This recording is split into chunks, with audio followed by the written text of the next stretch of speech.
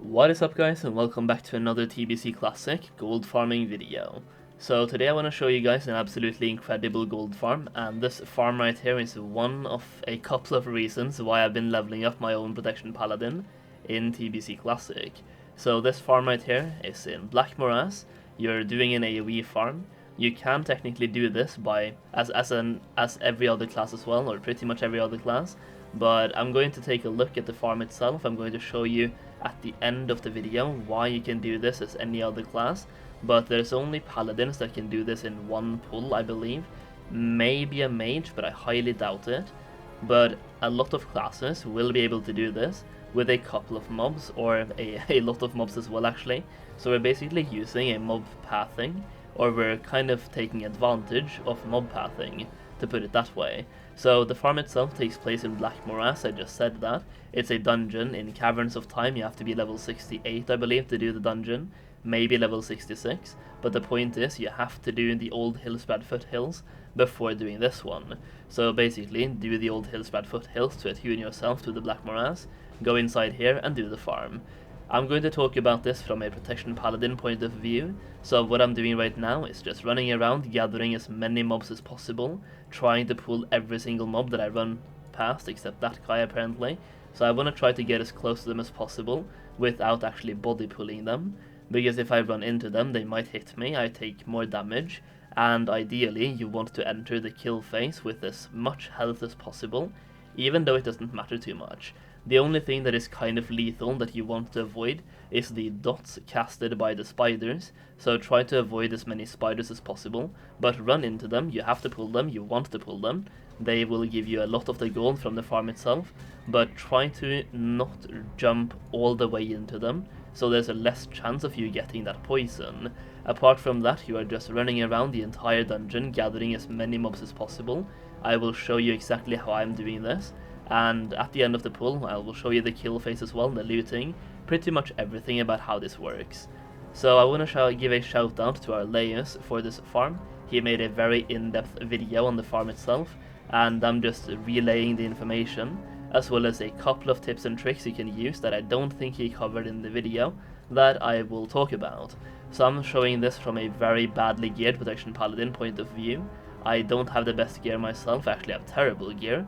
I've been leveling up as holy, so you want to have as much gear as possible, so if you have some spell damage and more health than me, you will be able to do this farm with a lot more efficiency, giving you more gold per hour as well.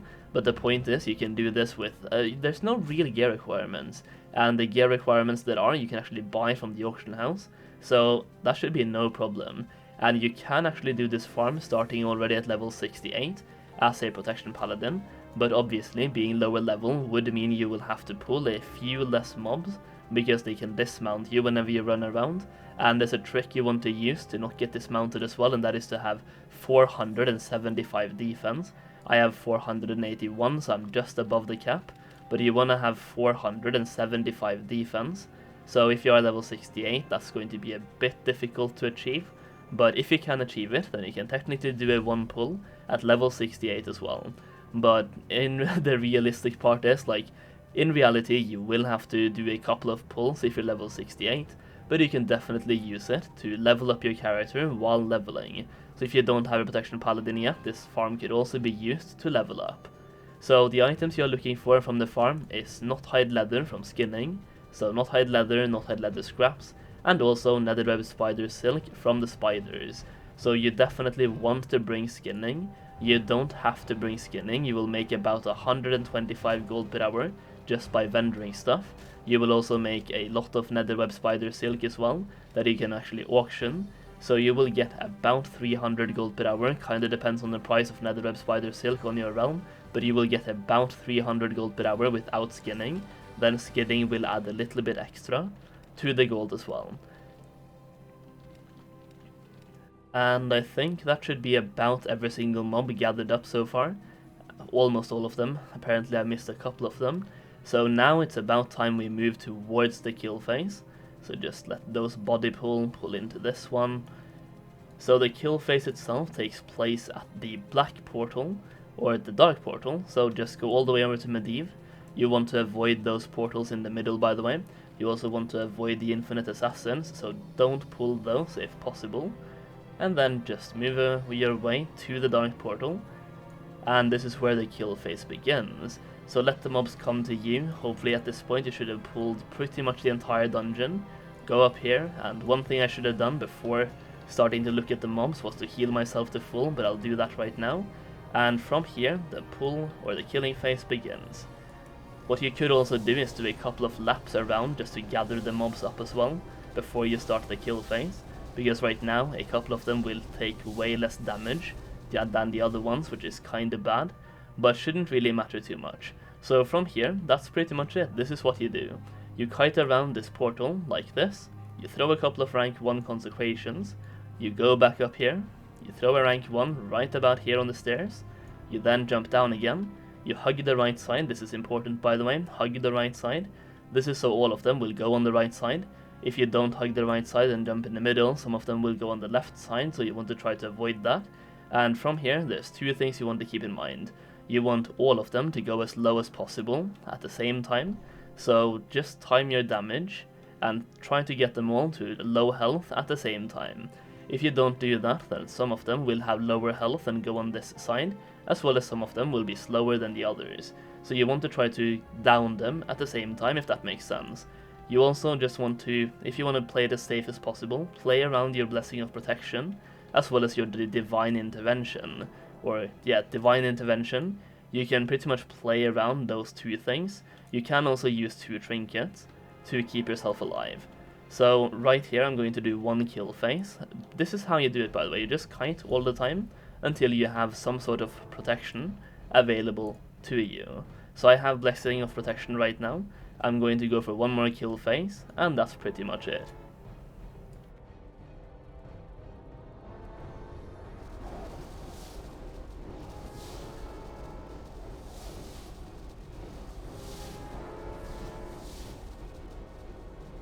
So just as your Blessing of Protection is going off, you want to jump down again, try to avoid taking unnecessary damage, give yourself Blessing of Wisdom just to regain some mana while kiting, and just repeat this kiting process until they go down.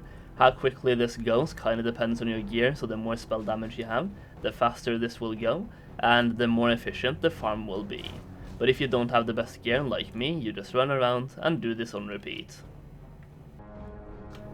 Now, once you have another kill phase available, you can also use your trinkets to basically give yourself an extra little bit of kill phase right here. So you want to be aware of those debuffs right there that you want to dispel as fast as possible. So like I did right there, jump down before this goes away. You want to heal yourself back up again. So that is kind of one of the difficult things about the farm if you don't have the best gear. So these tarantulas will do a massive debuff on you. I just got 5 of them. It is very important that you dispel that as fast as possible, and then just keep on kiting. Once again, very important to hug the right side. I messed this up not too long ago, causing me to lose out on one of my divine shields. That is also very important, because if you can extend that kill phase and use your trinkets first, then use divine shield, you can actually get a lot of damage done in a short period of time. I also jumped down way too slow there, so that's my bad. Now we have to heal ourselves up again, but I'll just keep on kiting and I'll show you guys the final kill phase and the loot. Okay, so the electricity in my house actually went out for a little bit and I had to redo the entire pull, but I was able to do that, so now we're going to go through the loot itself. Just going to loot everything. I will also show you that they are a little bit spread across the place, so just download some sort of super speedy, fast loot add-on, and you also want to skin as many of them as possible. So the crocodiles can be skinned, the spiders cannot be skinned. To actually skin these guys, you need to have a minimum of 340 skinning. There are 2 ways you can achieve this amount of skinning. Number 1 is you can actually have 340 skill. Number 2 is that you can actually have 335 skill and enchant your gloves with plus 5 skinning. So one of the things I want to show you guys as early as possible before the mobs despawn is that some of them will die up at the portal, and some of them will actually die behind the portal as well. This kind of depends on your gear, on your character, and how quickly you are able to kill them in the kill phase itself. For me, some of the mobs have already despawned, sadly as well, because I spend quite a bit of time killing the last couple of mobs, so some of them actually despawned, which is kinda sad. But here we go. You see tons of mobs over here that I'll be killing right now, or that I'll be looting right now and skinning as well, so you can see I get a lot of Knothide Leather. I got 5 Netherweb Spider Silk so far. I don't think I've looted all of them, but I've looted most of them, so that was not really a good run, to be honest. And I didn't actually pull every single mob inside the dungeon. By my counting, or through my add-on, I pulled about 100 out of 125, so I could have pulled 25 more, but either some of them reset, or they just wasn't in the way when I pulled them, so some of them didn't get pulled. I did pull 100 mobs in this pull. It should be able to pull about 125 if I counted correctly, or if I heard correctly through the other videos. Then yeah, 125 mobs per pull, and you can skin a lot of them. Most of them will be crocodiles, and also panthers. So what I want to say for the pull itself, or for the kill phase, for the final kill phase that is that you want to have them at roughly the same health. So some of them will die faster than the others unless you time it perfectly, so try to time it as well as you can. So I'm just skinning the last couple of mobs now. I get some failed attempts as I'm still trying to skill up my skinning for the last couple of skilling points. So you get a lot of Knothide Leather as well as Knothide Leather scraps as well per run, and the faster you kill them, the more loot you actually get, and the more mobs you pull, obviously the more loot you get as well. Now, here's the thing, there's 2 things I want to say in this video that I don't think Arleus brought up in his video. There's actually one thing that is kind of important, then another thing is that you can actually sell this as a boost as well. You can get a ton of experience, I think he mentioned that in his video, so you can sell this as a experience boost. But what you can also do, you can sell it as an experience boost for pretty much anyone. They will get about 120 experience, or 120,000 experience per hour from this boost itself. And also you need to have some defense rating. You want to have 475 defense, so you don't get knocked off your mount or dismounted. So what I did was buy some green gear. You can see these green pieces have a lot of defense on them. They don't have anything else, it's only defense. So for example, if you compare this piece of legs that I have in my bags compared to the green one will give me 28 more defense, but I'm losing out on a lot of armor, some stamina, and also 3 sockets. But hitting 475 defense is absolutely vital for the farm itself, so I'm running this in kind of terrible gear. We have 4 green pieces that I had to buy and had to use to get to that amount of defense. These 2 trinkets are incredibly important, the Beer's Enigma, and also a figurine of the Colossus. Other than that, I'm using this Libram, which helps a little bit, and I'm pretty much running in healer gear, so I'm not really doing myself any favors by doing healing gear, and I should have as much spell damage as possible. I don't have a lot of spell damage. My bonus damage is 200, that is absolutely horrible actually, so the better gear you have, the better this will be. So that's pretty much it. That is the entire thing for the farm. The thing I wanted to mention was these green pieces right here. They are BOE, by the way, so you can buy those on the auction house. And for example, this shoulder piece that I'm using has 17 defense, while this one that cost me 6 gold on the auction house has 42 defense. So if you are really lacking to get that 475 defense, you can buy some really cheap defense pieces on the auction house. These piece of gloves cost me about 6 gold, this one cost me 6 gold as well, and from all of my 6 pieces of green gear I have 4 equipped and 2 unequipped ones. These 6 pieces, not a single one costs me over 8 gold, so you can get them incredibly cheap if you are lacking some defense. You should really use that as a last resort though, because you're not getting any stamina, you're not getting any intellect, so you have way less mana than you actually should be. And yeah, you're lacking stamina as well, so stamina, intellect, also spell damage. So you're lacking 3 vital things to speed up the farm, but the thing is, if you have 475 defense, this farm is doable. It will just take you a little bit more time. When the mobs get to 20% health, that's when you want to start the final kill phase. Maybe between 20 and 15% health, so you want to try to kill them in that last kill phase. Otherwise they will start getting spread, because some of them will move incredibly slow, while some of them could be fast. And at that point, whenever you jump down here, some of them will go on the left side and some on the right side. So what happened for me is that I had to, whenever they came around here, so all of them were slow, but some came on the left side, some on the right side. At that point, I was just running around here, kiting around here as well. just to keep myself alive, so I threw like a rank 1 consecrate right here.